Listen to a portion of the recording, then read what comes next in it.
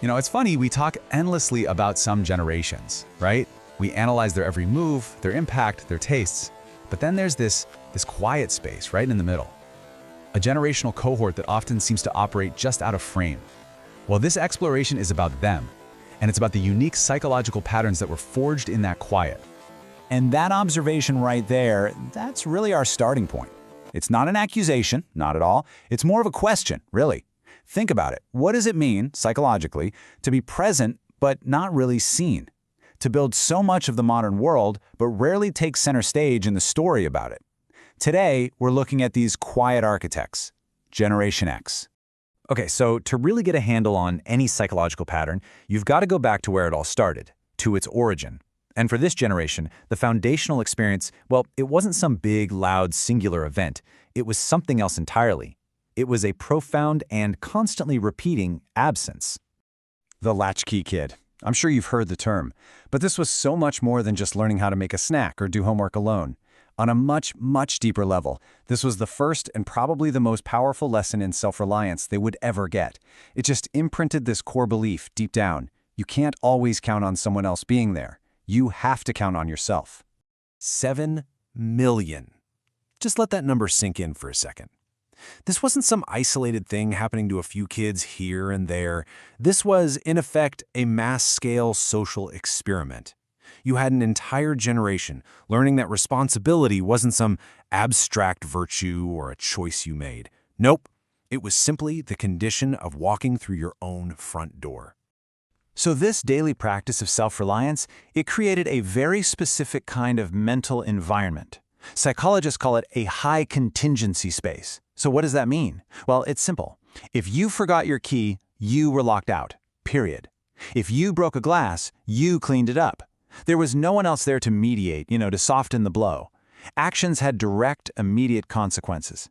And living like that day in and day out, it trains your mind to think several steps ahead, to constantly be calculating risk and outcome. Now, in psychology, there's this really important idea that every great strength casts a shadow. A kind of unintegrated, challenging consequence that walks right alongside it. And that fierce competence that this generation developed?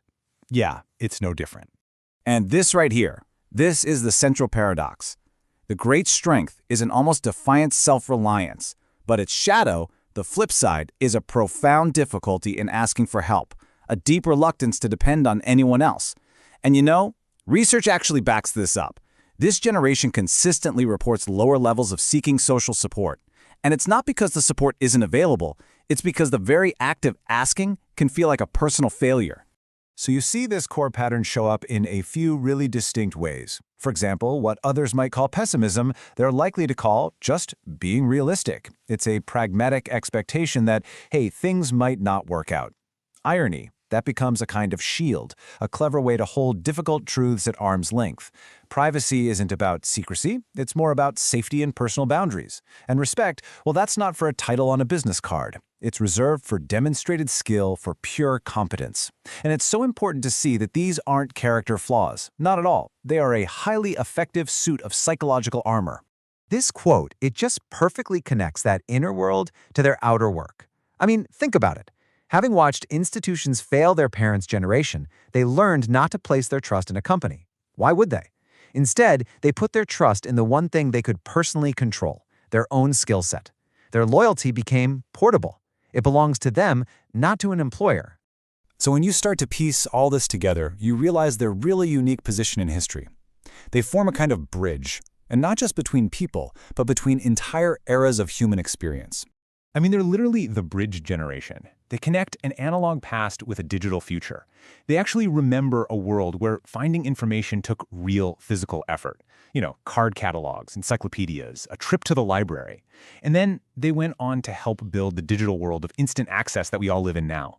They hold the memory of both of those worlds inside of them. It's like being fluent in two completely different languages of reality, in a way no other generation really is.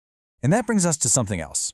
Coming home to that empty house, it also meant coming home to boredom, to quiet, to a space where problems had to be solved internally, without the immediate input of a search engine or a social network.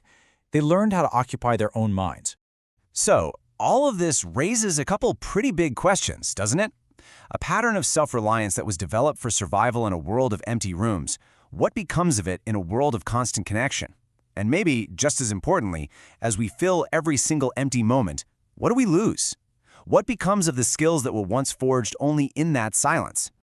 Yeah, these are definitely not questions with simple answers. They're really just invitations. Invitations to look a little closer at the patterns, both within ourselves and in the world around us. And if this exploration offered you some value today, we invite you to continue the conversation.